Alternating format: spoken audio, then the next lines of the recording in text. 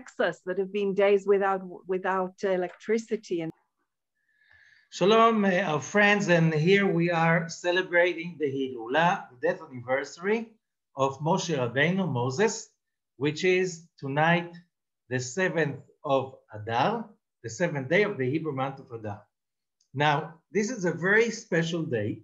This is the day that Moses, according to the Torah, was born and moved on to the next stage that we're not so clear about it. We're going to clarify it as we go through the study. So what is Moses about? I don't think that in 1 hour we can even touch even a corner of what Moses is about, or Moshe Rabeinu, as is being known in Hebrew, Moshe Rabeinu. It means Moses, our teacher.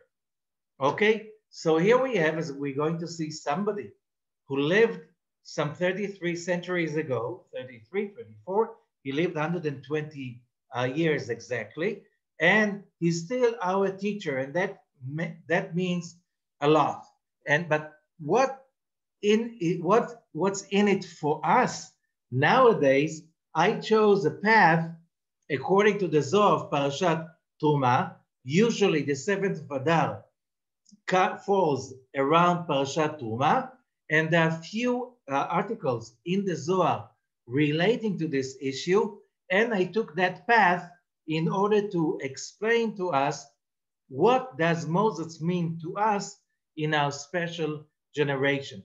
So first of all, let us start with a little bit touching the issue of the origins of the soul of Moses.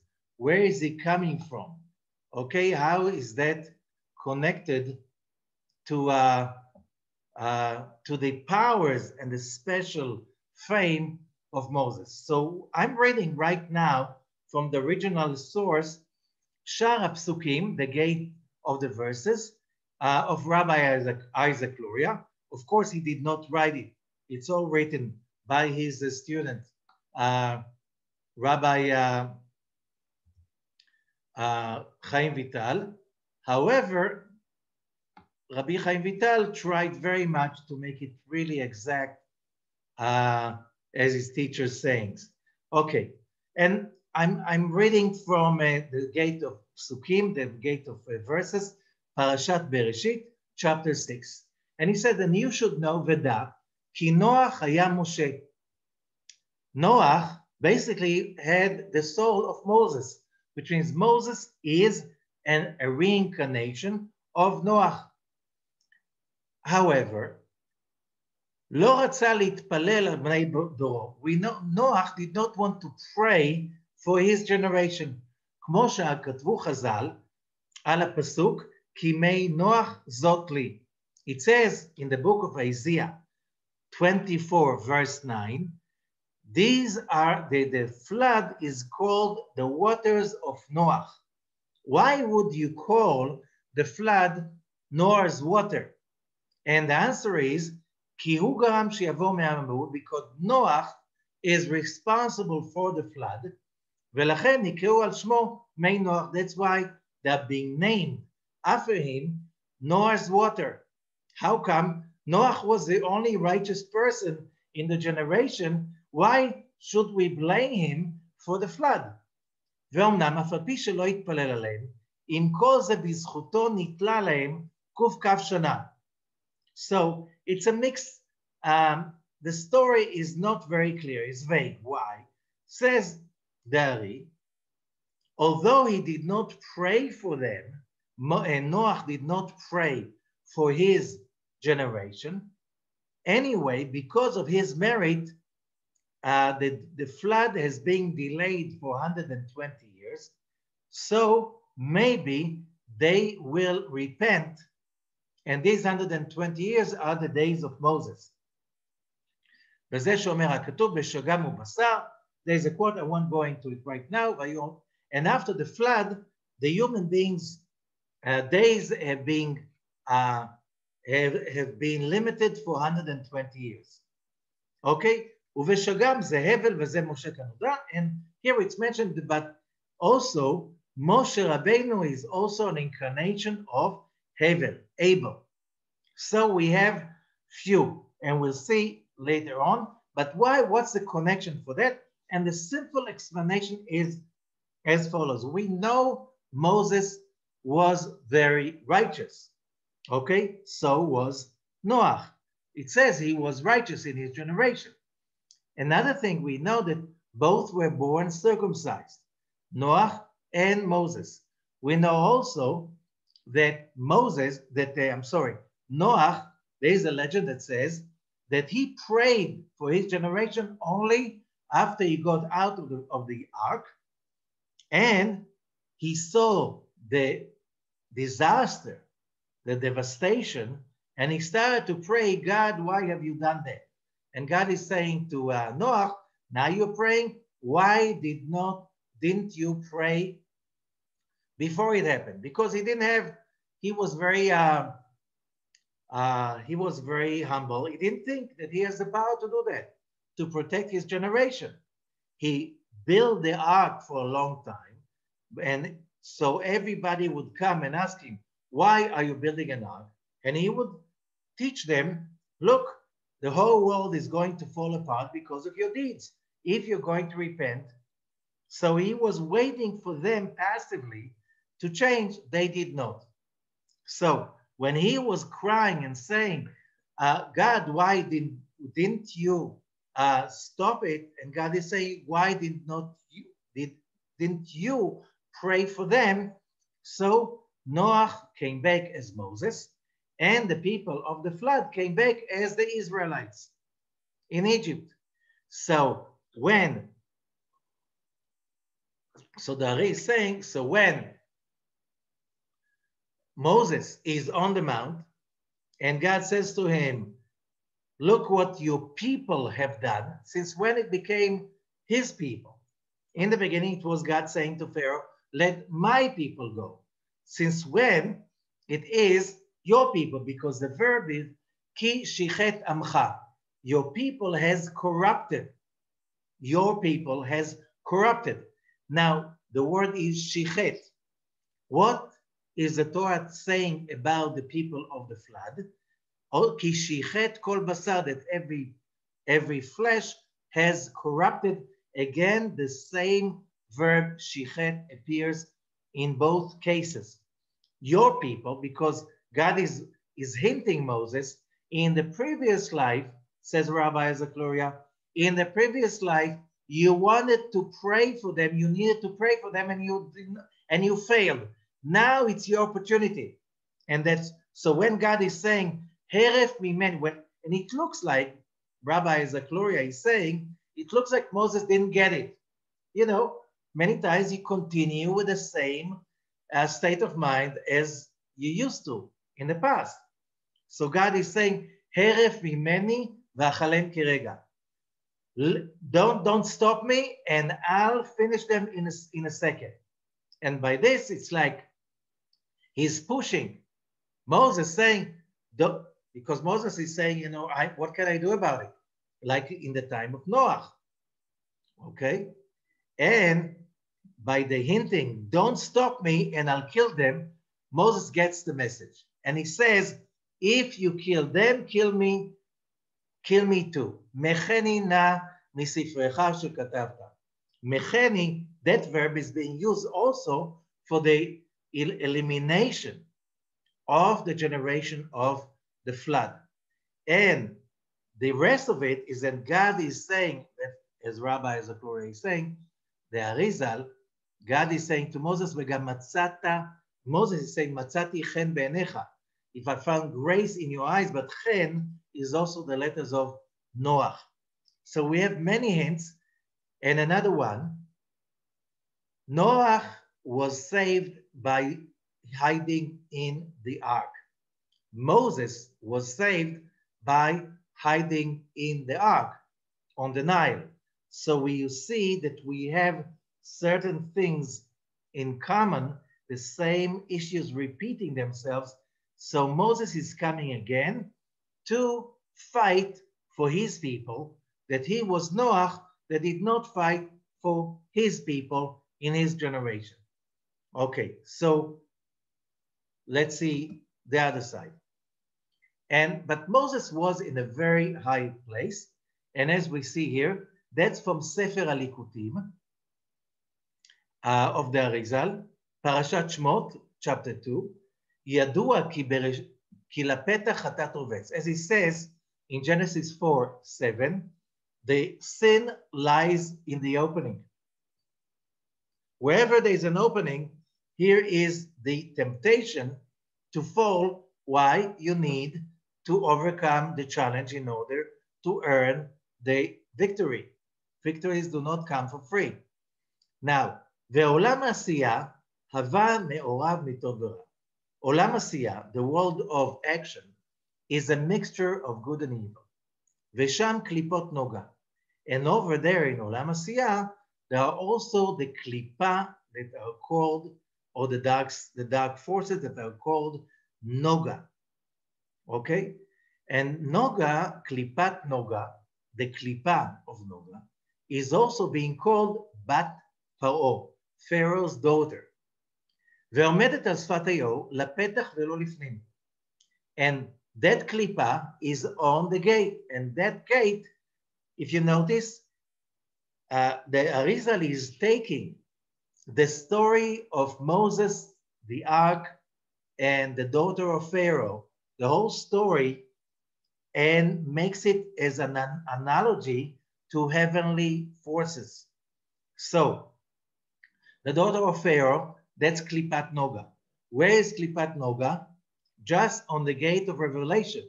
And that is called the Sfat Hayeor, the bank of the Nile. Lapetach velo lifnim, at the gate and not inside. Uksheyarda nishmat Moshe, when the souls of Moses came down to this physical world, lo hayta kish'ar haneshamot shenitan lo guf umalbush, hanikra yetzer hara misitra dahu chatat. Moses, not like other souls, did not get a body which is a dressing, a cover. The body is still a cover and a dress for the soul. The soul cannot reveal itself in our world only when it is dressed by a physical body. However, Moses did not get the same physical body as everybody else, because his body was not made of the dark side like everybody else, like every human being. זולתי היצר הרע של משה מבתיה הנקראת קליפת נוגה.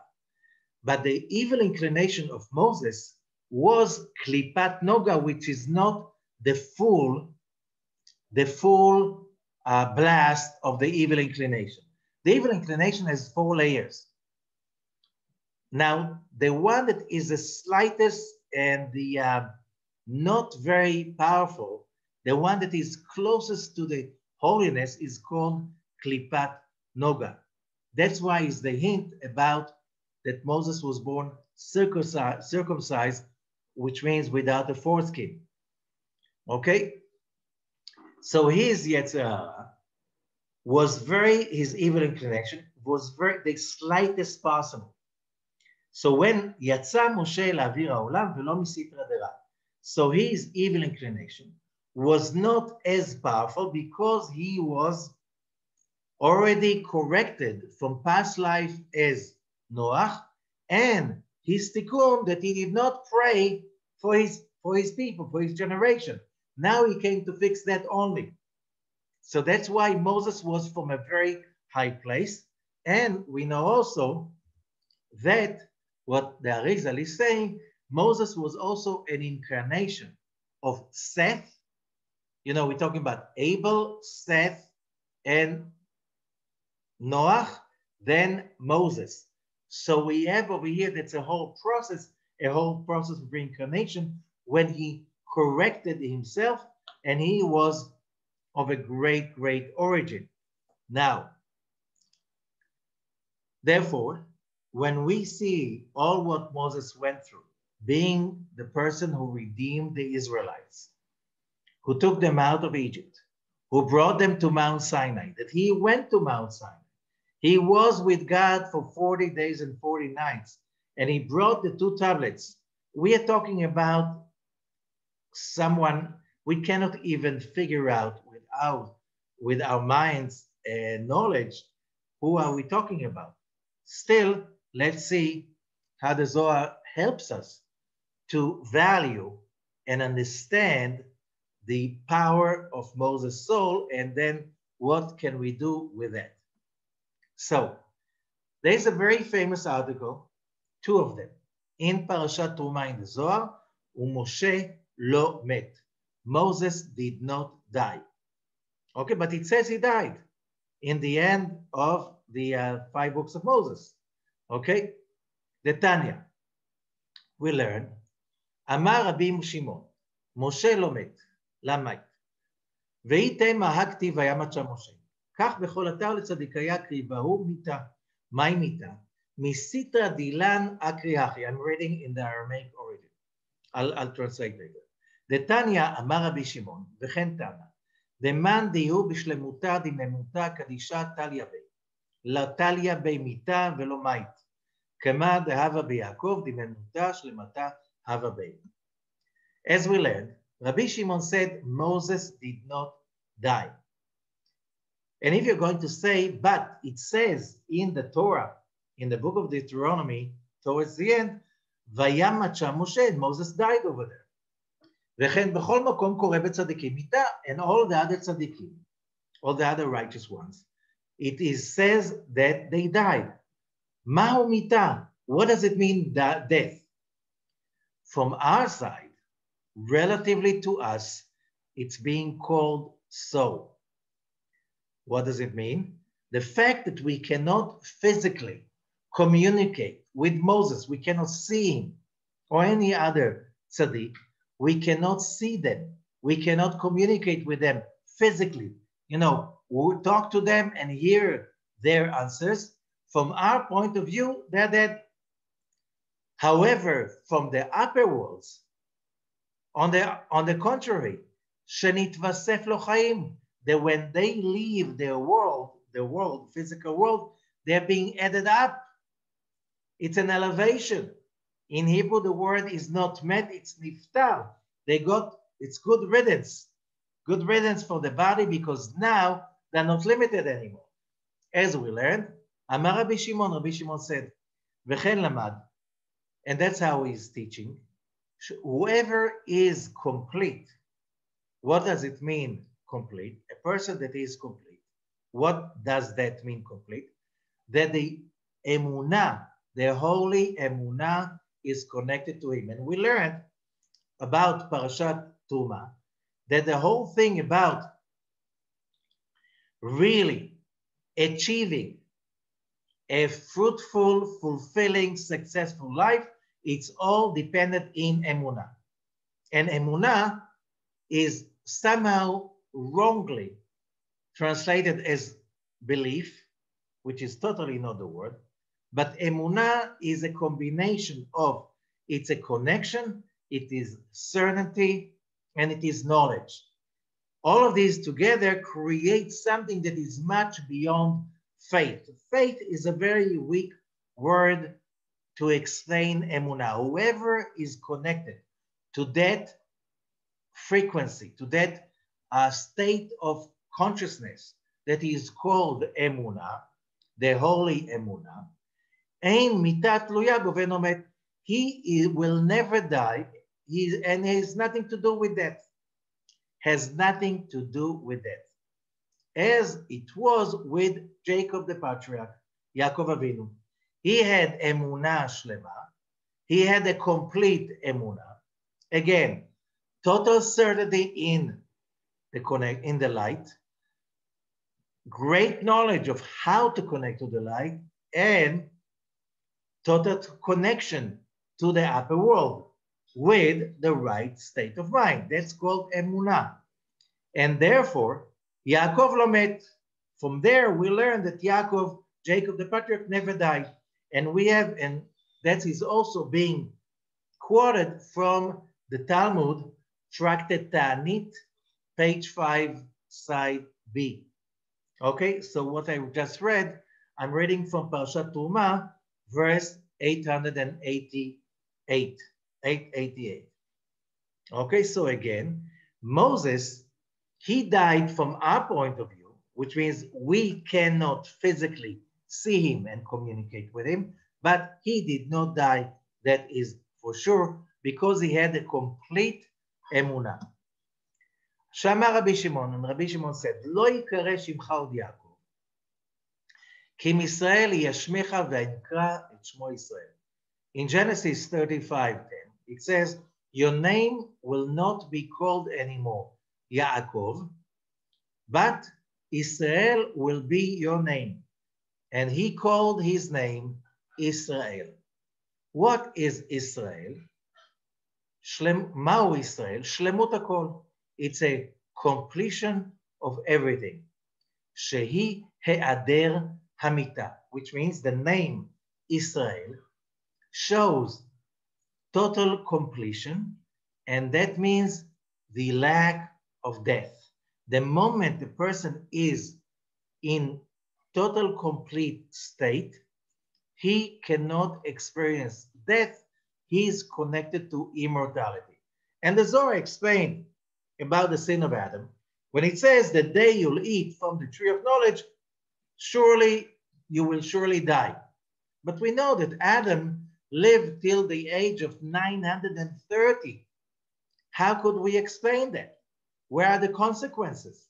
And the answer says the Zohar that the moment Adam and Eve sinned, they became vulnerable. What does it mean? Every time we get upset, every time we get angry or disappointed, we fall. And the moment we fall, that is a sense of death. So death is an accumulated story. When a person fills up his amount of death, then he physically dies. But the fact that the person is physically alive, it's not. For most people, it's a long, painful death. So the fact that you're physically alive, you go to the doctor and you have pulse, you have blood pressure, your brain is functioning, it doesn't mean that you're alive. It means, for most people, it's a slow, painful death, starting since you're born. So only when a person transforms his evil inclination and he achieves, instead of that, total connection to the light and to the upper world. How do I know I'm totally connected to that upper world? That in moments when I'm threatened, I'm not becoming reactive. I'm not losing my connection. If I know that, why should I be reactive to another person?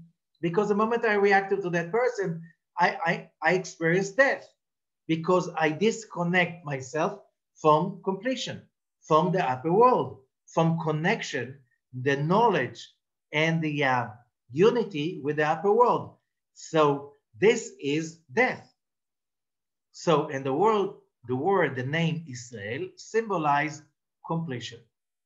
As it says, ואתה אל תירא עבדי יעקב, נאום אדוני ועל תחת ישראל, כי הנני מושיעך מרחוק ואת זרעך מארץ שבים, ושב יעקב ושקט ושאנן ואין מחריד.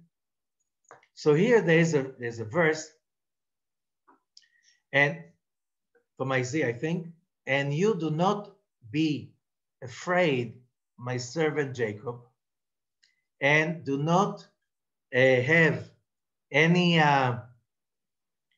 any fear, Israel, because I'm your savior from far away, and I'll bring your offsprings from the land of their captivity. And then Jacob will come back and be quiet and peaceful without anyone bothering him. This is a prophecy of the end of times. But what does that mean, says Rabbi Shimon? Amar Rabbi Yehuda, mikan nishma sheYaakov lo met. So Rabbi Yehuda says, we learn from this verse, because it's Isaiah 43:5, that Jacob never died, because the moment it says, do not be afraid because I'm with you, I am, ani hu b'diuk, I am, it's exactly. It shows about Malchut, the Holy Shekhinah, the divine presence, that is called Ani. Ashrei chelko she'Adono amar lo ken. Praiseworthy is the person that his master said to him so.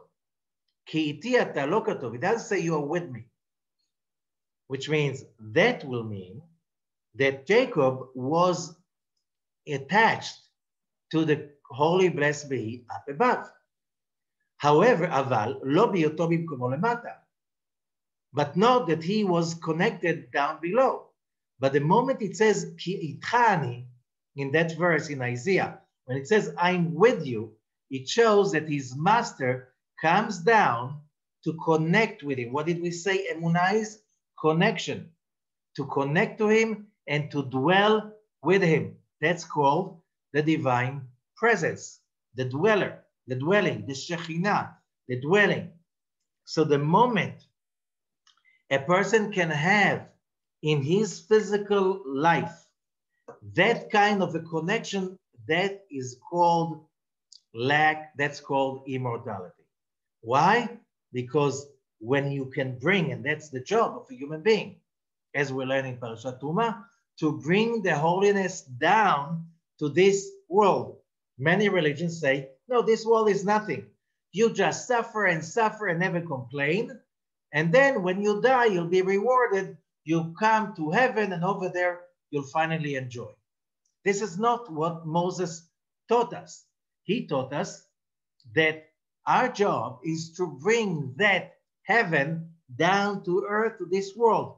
And the moment I'm connected to it, how do I know? I overcome the body consciousness, the fears, all the biological needs that are basically the base of our animalistic nature. Fear, the fight, flight, and freeze mechanism of every animal. The moment I have emunah, I'm free from that. And that is the special message that Moses brought to the world. Davar acher v'shav Yaakov. Another explanation. And Jacob came back, which means speaking about the redemption, that the nation of Israel is back to their home. Perusho, what does it mean? V'shav Yaakov lemakom shenilkach misham. And Jacob came back to the place he was taken away from. V'shakat, and it will be quiet, sit quiet. Where? In this physical world. V'sha'anan, in the complacency, in the upper world. Ve'en macharid, and nobody scares him. Who is that nobody? Hainu mimalach hamavet. The angel of death cannot scare him anymore. Shemashma, that means, shakol hayabo, everything was there in Jacob. From there we learn that Jacob never died. Yaakov lo met. Rabbi Yitzchak Amar, hachaverim yemidu, the friends already explained, shekatuv ve'et zaracha meretz shavim. He's still explaining that verse we spoke about. And your offsprings will be brought back from the land of their captivity, me'eretz shivyam. Ma'u zaro b'chaim, afu b'chaim. When your offsprings are still alive, you're still alive. What does it mean? A lot of people, whoever is alive is alive, and that means, does that mean that it's 444 father that brings him life? No. We are talking right now, how do we call Jacob? How, I don't know, Jews call Jacob Yaakov Avinu, Yaakov our father. How do they call Moses? Moshe Rabeinu, Moses our teacher, which means like these people are still alive. Why? As long as we hang out and we are aware to their legacy and we are their living legacy, they never died. They never died. If we continue to study their legacy, we continue to present their legacy to the world, we continue to try to apply their legacy in every moment of our lives, they are still alive. So, 4, and especially when that prophecy has been fulfilled, and now you have After so many years, how many years since Jacob passed away? 38 centuries. After Moses, 33 centuries. And here we have their offsprings, 7 million of them, living in Israel, speaking the same language, learning the same text in the same language. So the Zohar says, when you see that happens, you know they did not die. So how is that? And now we'll connect that to the redemption with that we brought some hint for that. So there are many, many prophecies about the redemption, but here we are talking about the Zohar that explains what are the stages of the redemption, what really does that mean? Geula, redemptions, Geula. וממשיך רבי שמעון. And Moses, and Rabbi Shimon continues. ועל כן משה לומד, therefore Moses did not die, כי הוא עם השכינה בגלות. Because Moses is with the Shekhinah in the exile, כנ"ל. והוא נקרא אדם, which means, what is Rabbi Shimon saying? Remember that these words were written some 2,000 years ago. And what? 1,900 years ago. And when the exile just started. Still, during the time of Rabbi Shimon, there were like still many, many Jews. I'm talking about the 2nd century. You know, a lot of people think destruction of the Second Temple, the Jews were exiled from Israel. This is false. They were still, after that rebellion against the Romans, till the 7th century, the beginning of the 7th century, there were 9 more rebellions. If there was a rebellion, there were enough Jews in Israel to rebel. So when we're talking about the time of Rabbi Shimon, still at that time, there were enough Jews in order to have the second rebellion, which is called the Bar Kokhba rebellion, that during this rebellion, 10 legions of Rome has been exterminated by Bar Kokhba and his armies, which means the Jews didn't leave Israel during the destruction of the second temple. Only Jerusalem was destroyed, and there its inhabitants have been sold to as slaves or killed or murdered, but most of the country stayed mostly Jewish for another century. And then the numbers dwindled because of the rebellions and the persecutions and so on and so forth. Still, that was already a state of exile, because exile is not just a physical state, but it is a mental state. And that's what we're talking about. Okay, so here it says that Moses did not die because when the Jews went to exile, the Shekhinah went to exile with them, and Moses was going there too. How do we know? It says, Vehu nikra Adam, and Moses is called Adam. ועליו נאמר בגלות האחרון, about him it was said in the last exile, ולאדם לא מצא עזר. Here again, we are bringing a more spiritual explanation to a biblical verse. The verse is from Genesis, that God did not find a soulmate to Adam. But the word is not soulmate. The biblical word is ezer. Ezer means support, help. אלא כולם הם כנגדו. And he says כנגדו, all of them are against him.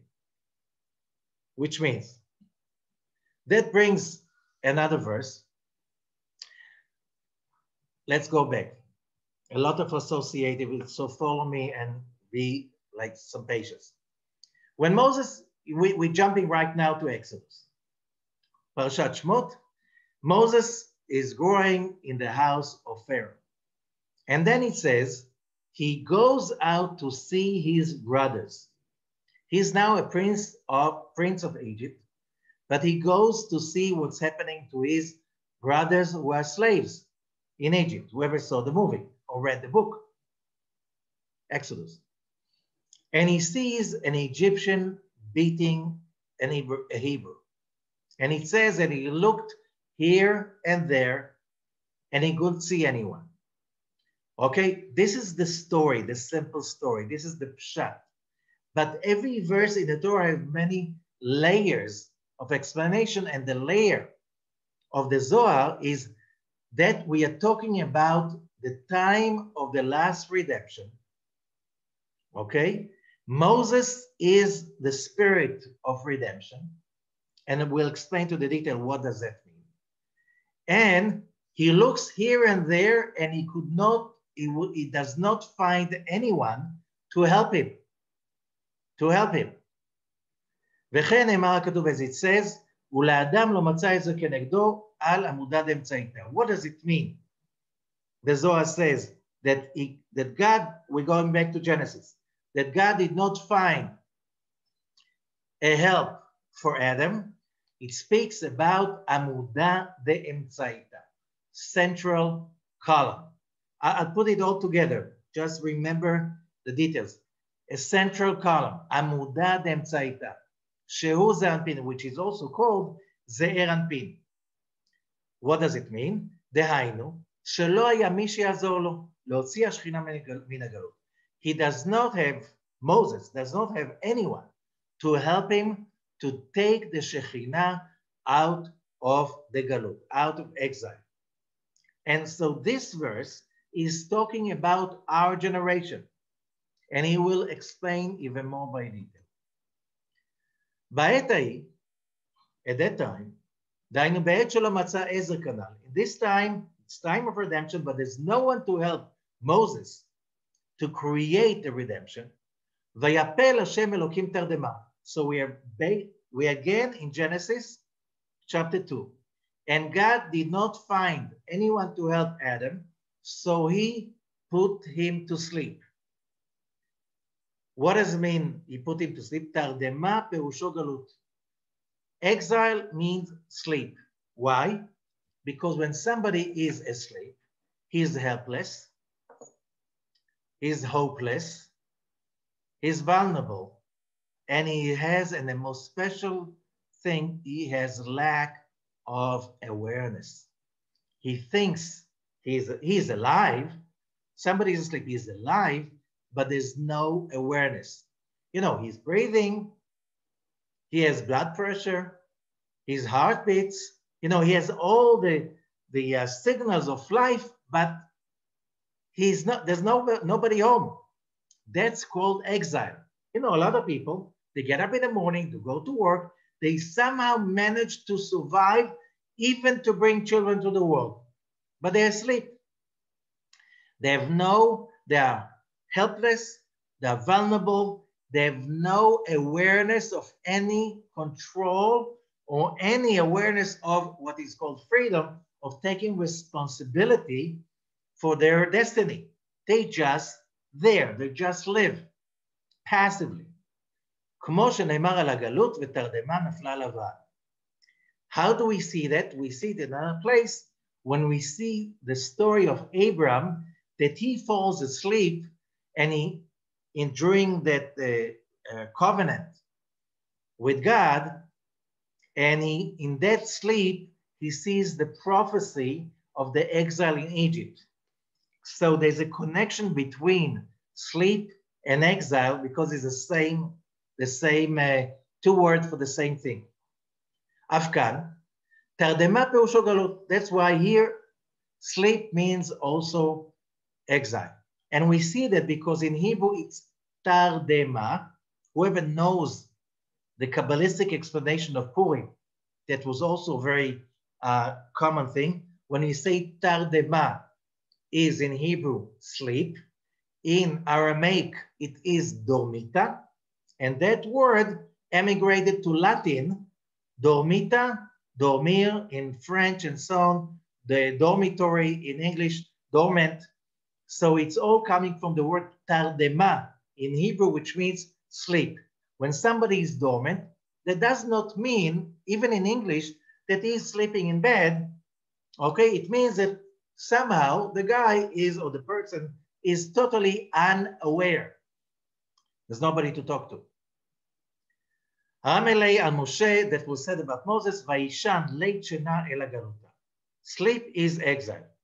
הפיל תרדמה על משה וישן בין שינה אל הגלות. כלומר, כי בשינה, why? Because when somebody is asleep, מסתלקים המוחין. Whatever is called consciousness, I'm talking about the spiritual aspect, that part of the mind that can connect to the upper world and can activate the powers of the upper world in this world, which means, as I said again, most people during the time of the exile, they think they are awake.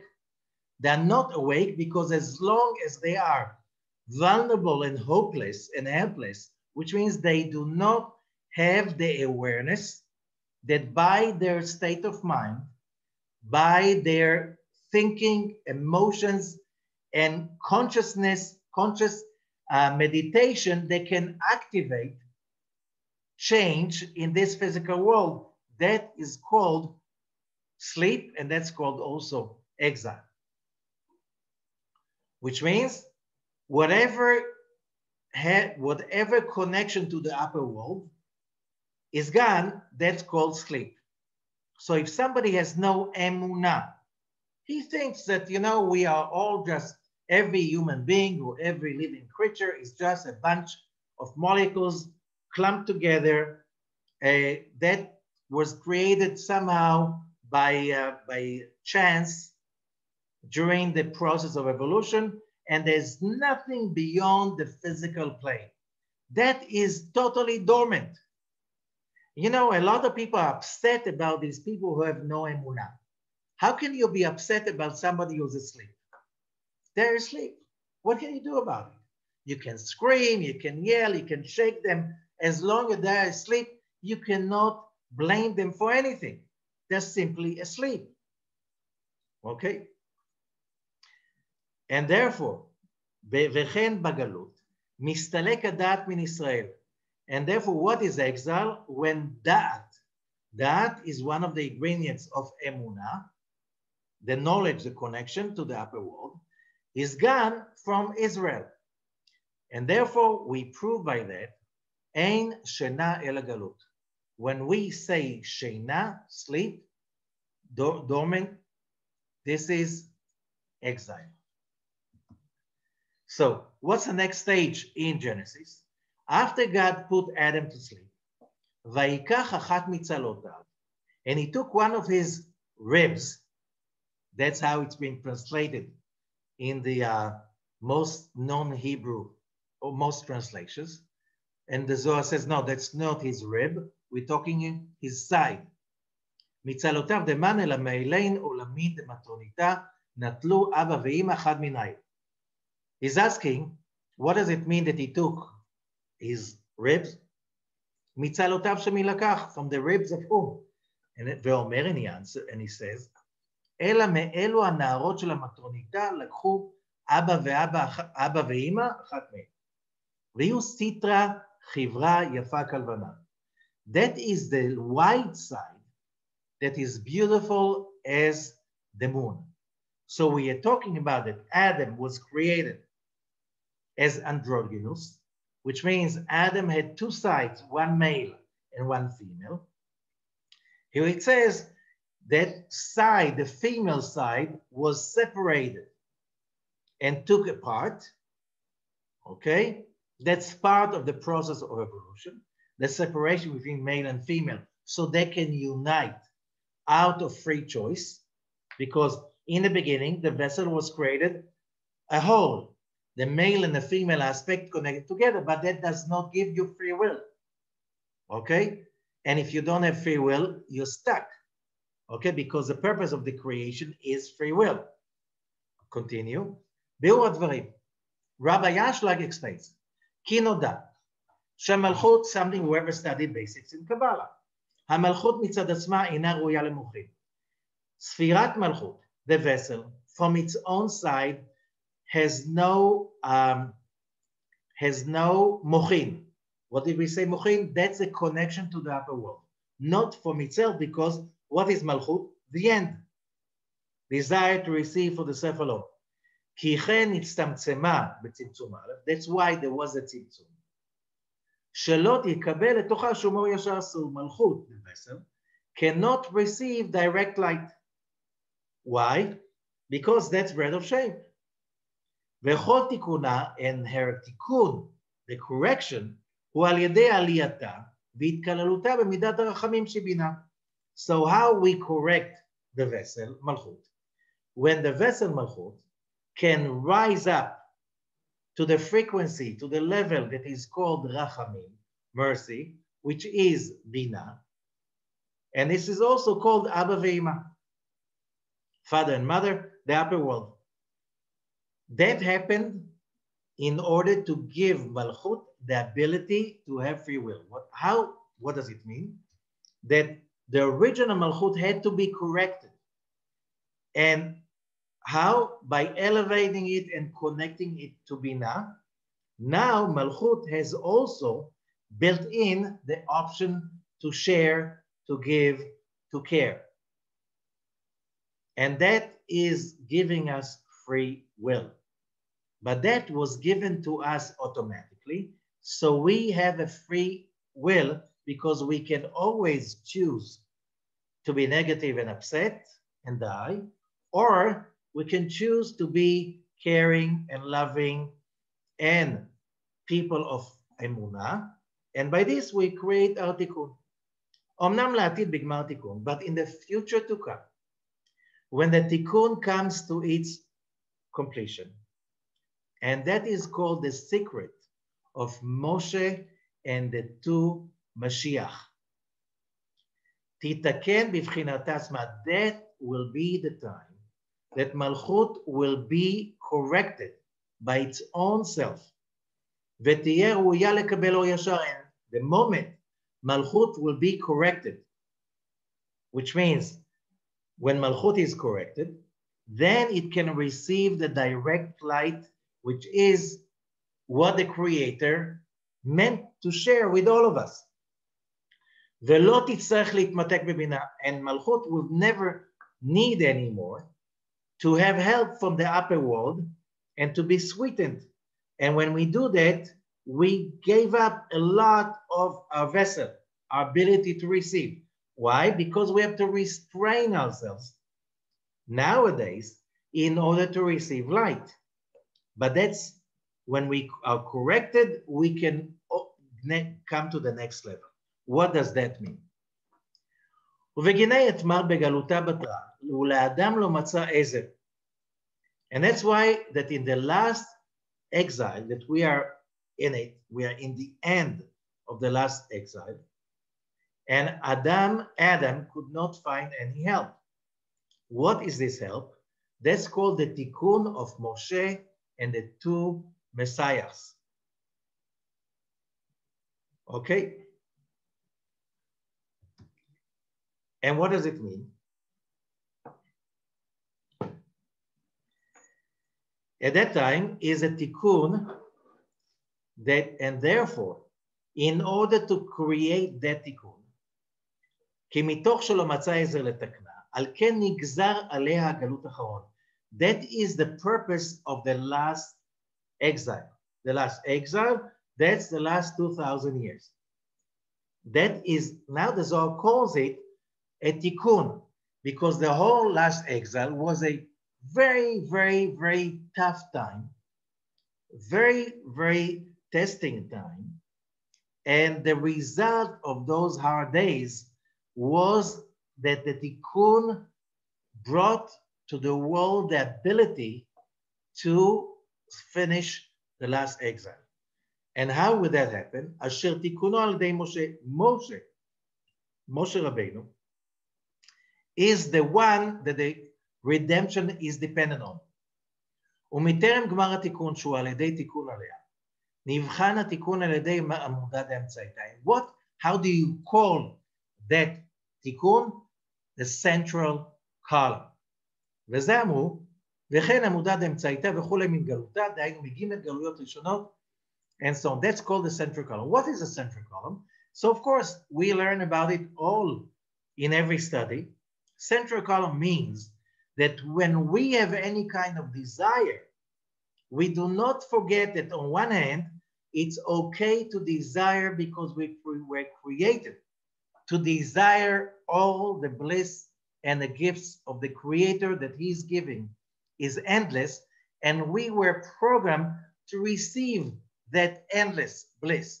However, we have to balance that receiving by the same amount of giving.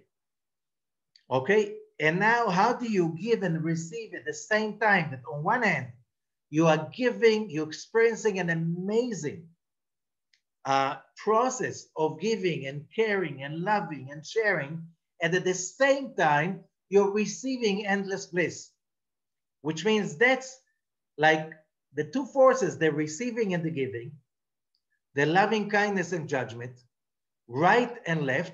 When you synthesize both of them correctly, you create the central calm, which means the same time you don't give up any of your huge desire to experience God's bliss,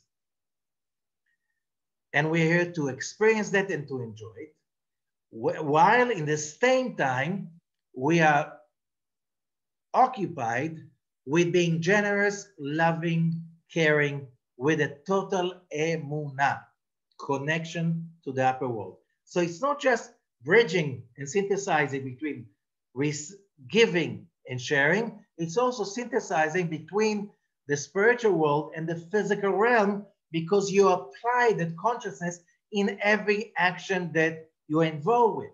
Either it's business or human relationships, whatever. Nothing is non-spiritual. That's the moment we come to that state of mind, nothing can kill us. That is the secret of immortality if you contemplate about it. And therefore the tikkun that he's talking about is called central calm. How do we achieve that kind of an awareness? That is with the study of the teachings of Moses. But look, we are studying the books of Moses, we're studying the Torah, we're studying the law for thousands of years already. And the world still is nothing to do with what we just said. So now we bring another, another explanation to what I'm just saying from the Zohar, Parashat Naso, page 102. Amar lo Raya Meimna. So Raya Meimna, the holy shepherd, which is another name to Moses, when he reveals himself to Rabbi Shimon Bar Yochai as part of producing that wisdom that is called the Zohar, which is the secrets of the Torah. So it says that Moses is revealing himself to Rabbi Shimon in the presence of Elijah the prophet. And he says, B'shvua alecha b'shem Hashem. I make you swear and promise in the name of God, שלא תאחר הגאולה בכל יכולתך, כי אני נמצא בצערה. That the redemption should not be belated, because I am in sorrow. Moses, כי עלי כתוב, it says about me, ויפן כה וכה וירא כן איש. Remember that verse from Exodus? And Moses looks here and there, and he sees there's nobody. And we said that the Zohar says that this is about our days. Nobody helping me. Moses is saying nobody is helping me to get me out of that sorrow. You know, sorrow comes from Hebrew tza'ar, pain, sorrow, tza'ar, from this burial. I'm buried. I'm stuck and buried. שנאמר עליי ויתן את רשעים קברו. In Isaiah 53, it says, and the Mashiach, he's buried inside the wicked, and they don't recognize, ואינם מכירים אותי, they don't recognize me. ואני נחשב בעיניהם בין הערב רב הרשעים, and I am considered among the ערב רב, the wicked people, ככלב מת שסרח ביניהם, like a corpse of a dead dog that is stinking and they're trying to run away from me. Why? Because that's one of the prophecies. Ki chokhmat sofrim tisrach benehem. The real wisdom, people will deal that like it is stinking. Which wisdom? The wisdom of Kabbalah, the wisdom that is connected between the upper world and the lower world. And we know that there's a one big sickness in our generation. And you can find it among people who call themselves secular. I don't believe in anything. Everything is just evolution that is random, and there's nothing beyond that. Okay? The moment you don't connect to, there's a higher realm beyond what you can see and experience your five senses, you are totally disconnected. You're in exile. However, there are also religious people that say religion and Torah is only about the factual laws of to do and not to do to the detail. What about the upper world? We have no idea with it. We are not that righteous. And the Zohar says this is the same thing. To be secular on one hand, and to be religious and not having a connection to the upper world and saying, it's just enough that I do what's allowed and I don't do what's not allowed. And beyond that, I don't want any connection to it because I'm not in that level. And maybe it doesn't even exist. There's no metaphysical, spiritual aspect to the universe. And religion is about, you believe in God, there's a God, we can understand what is God, but he told us what to do. We have to do it. Those people relate or treat the wisdom of the Zohar and Kabbalah like it's a stinking corpse of a dog. And that's being also described in the Talmud. And that will happen in every city in every place that the nation of Israel is spread among the nations in exile. And at that time, ונעשו הערב רב רואים על ישראל, and the ערב רב, those souls that have inability to connect to the spiritual aspect of life, to real emunah, they became the shepherds of Israel. And Israel are the sheep of God. שהם צאן הקדוש ברוך הוא, שנאמר עליהם, ואתם צאני, צאן מריתי, אדם אתם. Because God says, you are my sheep, you are Adam. Because Adam is made of all, we're going to see it, of all those souls. ואין להם יכולת לעשות טוב עם תלמידי חכמים. And they do not have the merit to do good with the real people who study Kabbalah. Rabbi Ashlag is adding a commentary in the Zohar Naso. Because Moses, כי Moshe Rabeinu, Moshe Rabeinu, שנקרא רעיה מהם, that is called the loyal shepherd. He is, that we say Moses, what? It's a person. No, it's a consciousness. It's called the Torah and the inner da'at. That is the consciousness, I spoke about it, of emunah. Inner da'at is the ability to connect to the real world, which means to the other dimensions of reality. This, שלא תתגלה אלא בגאולה שלמה, that consciousness would not be revealed only in the complete redemption. ועד אז, till then, נאמר עליו, it says about him, והוא מחולל מפשענו. Isaiah 53, and he is emptied because of our sins. Because, what does it mean?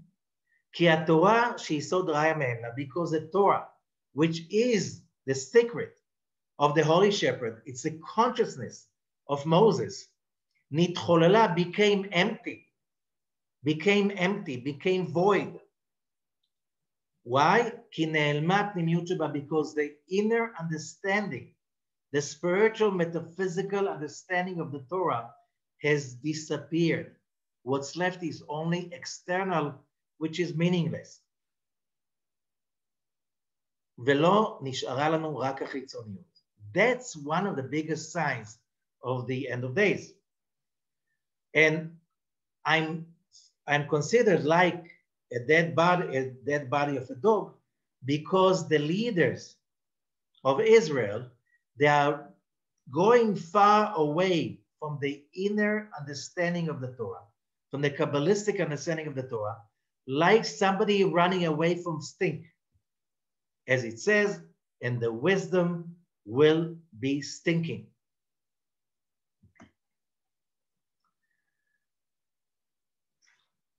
Another explanation, which is like another layer of our teachings of today.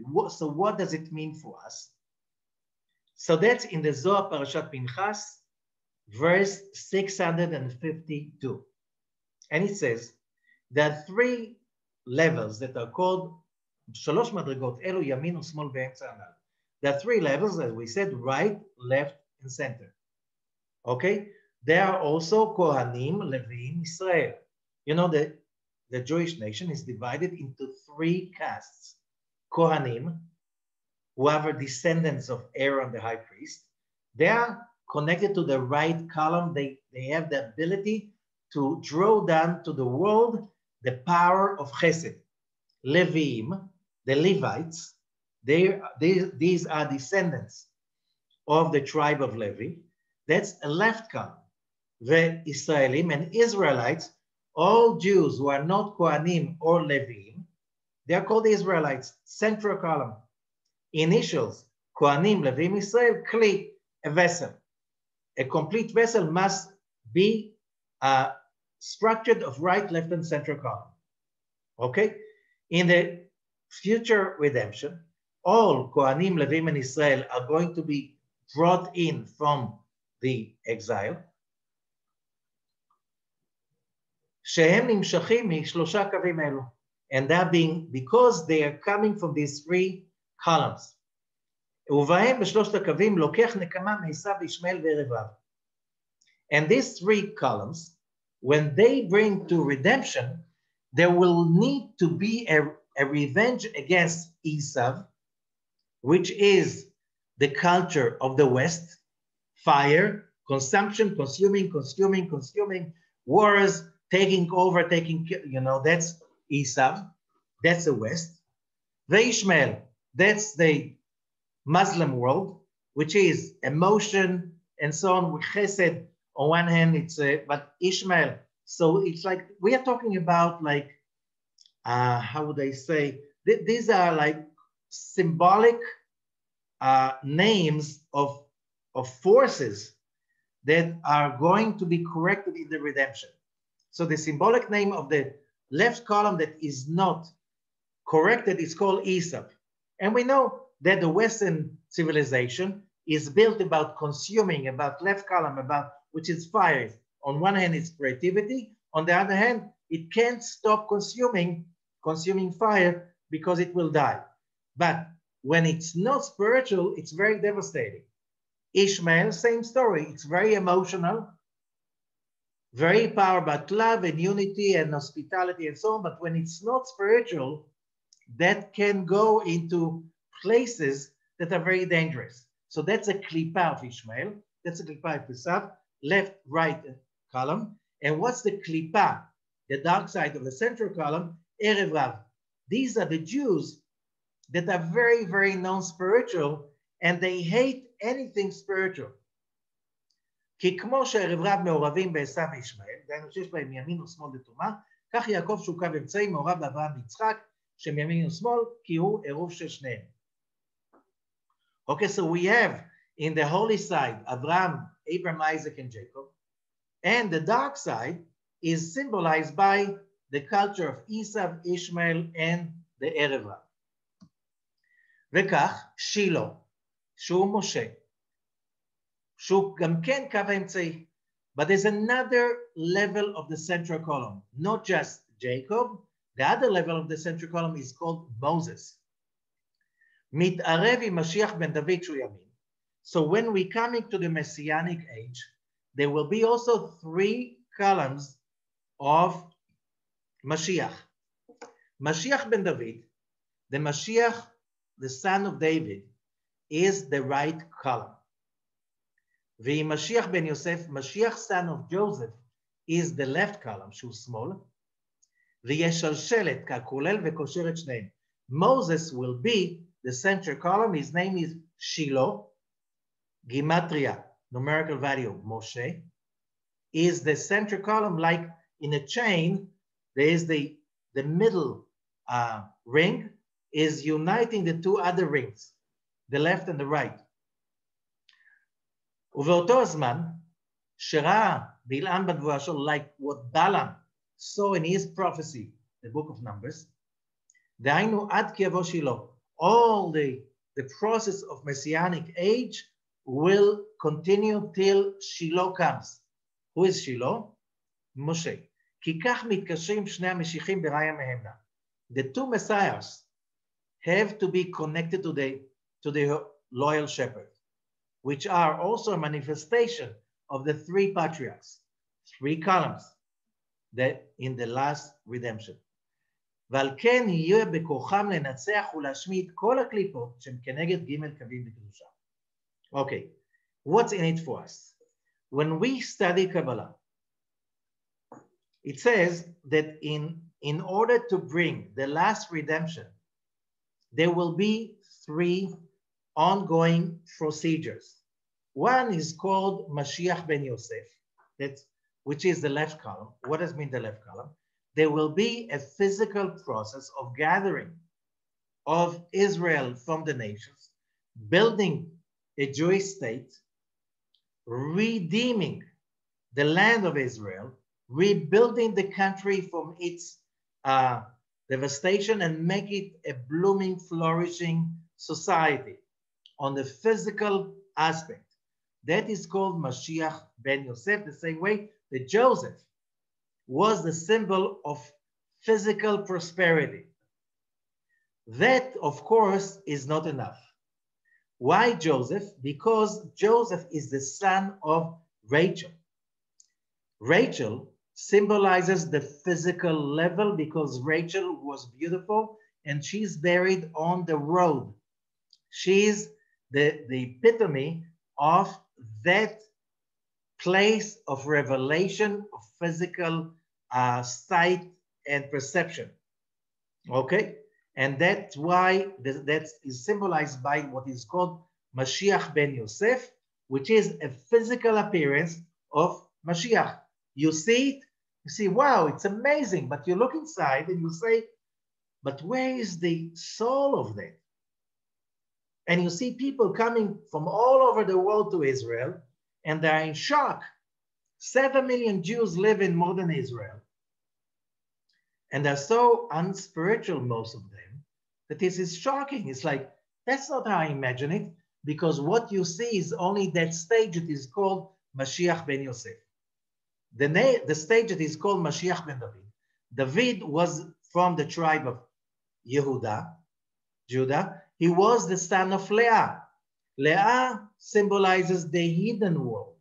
That's why she is buried with Jacob in the cave of Machpelah. Leah symbolizes the upper hidden spiritual world.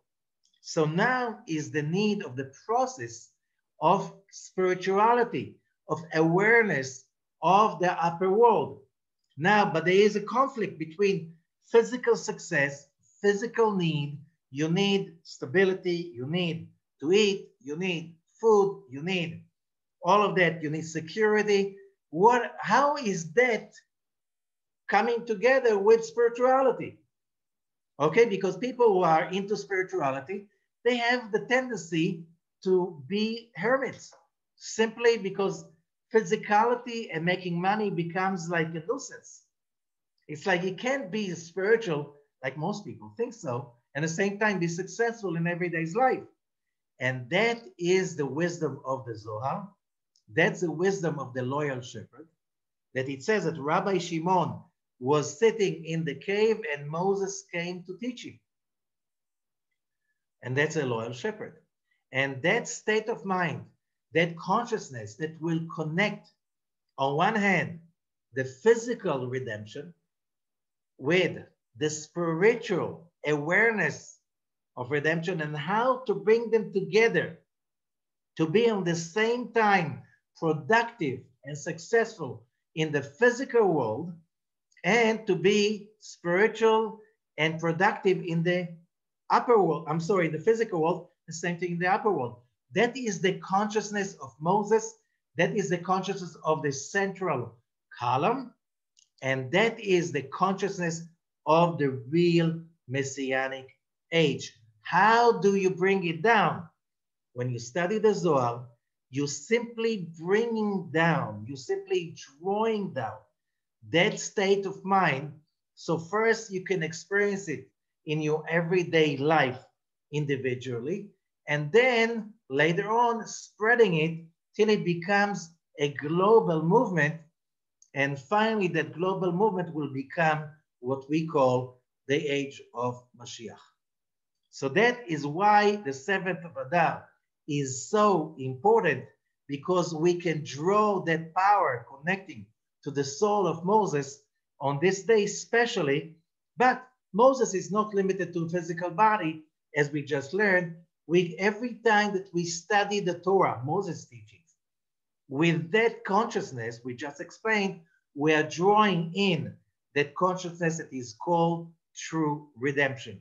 What does it mean? On one hand, I am the vessel created by God to receive all his bliss, not part of his bliss, all his bliss, as part of humanity, because all of humanity is in it and destined for it.